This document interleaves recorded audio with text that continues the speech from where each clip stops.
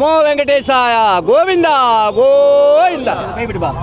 గత ప్రభుత్వంలో వైఎస్ఆర్ కాంగ్రెస్ పార్టీ అధికారంలో ఉన్నప్పుడు, ఇదే భూమన్ కరుణాకర్ రెడ్డి చైర్మన్గా ఉన్నప్పుడు, అదే సుబ్బారెడ్డి గారు చైర్మన్గా ఉన్నప్పుడు లడ్డూలో కల్తీ జరిగింది. అసలు నెయ్యే కలపకుండా లడ్డు తయారు చేసిన మీరు ఈరోజు కల్తీ జరగలేదని ఇళ్లలో హోమం చేసేది కాదు కరుణాకర్ రెడ్డి. నువ్వు తప్పు చేశావు. తప్పు చేసినందుకు నువ్వు పరిష్కారానికి హోమం చేయాలి. స్వామి ప్రసాదాల్లో నేను తప్పు చేశాను స్వామి అని నువ్వు హోమం చేయాలి. నడిచి వెళ్ళి కొండకి దేవునికి క్షమాపణ చెప్పాలి. కోట్లాది భక్తుల మనోభావాలు దెబ్బతీసావు నువ్వు.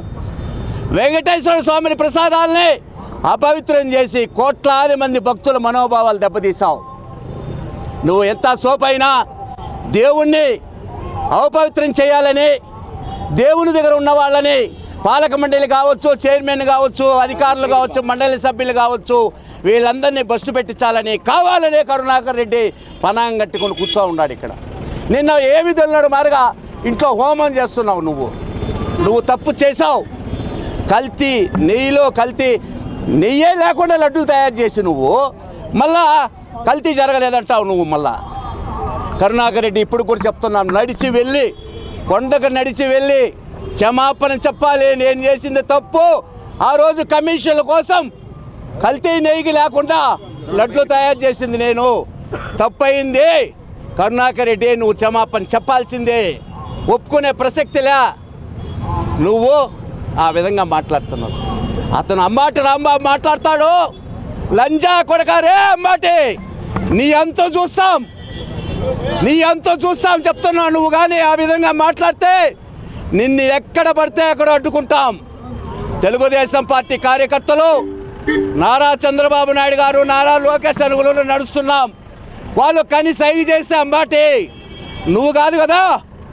గతంలో ముఖ్యమంత్రి చేసిన ఇప్పుడున్న ఎమ్మెల్యేగా ఉన్న జగన్మోహన్ రెడ్డి కూడా ఈ రాష్ట్రంలో పర్యటించలేడు. వాళ్ళ దేని ప్రకారం మేము కామ్గా పోతున్నాం.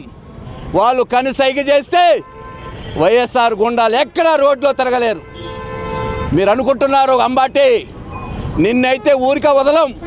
నువ్వు మాట్లాడే మాటలు ఏం మాట్లాడుతున్నావయ్యా? నువ్వు రాజకీయ నాయకుడు వా, వ్యభిచారి నా కొడుకువా? ఏం మాట్లాడుతున్నావు నువ్వు? మీకంతా మదం బట్టి పురుషుండాలి, మదం బట్టి ఆడుతున్నారు మీరు. దొన్నపోతులకు మదం పడుతుంది, ఆ విధంగా మదం బట్టి ఆడుతున్నావు. మీరందరూ కూడా దేవునికి క్షమాపణ చెప్పకపోతే మిమ్మల్ని కఠినంగా శిక్షించాలని మేము కోరుకుంటున్నాం.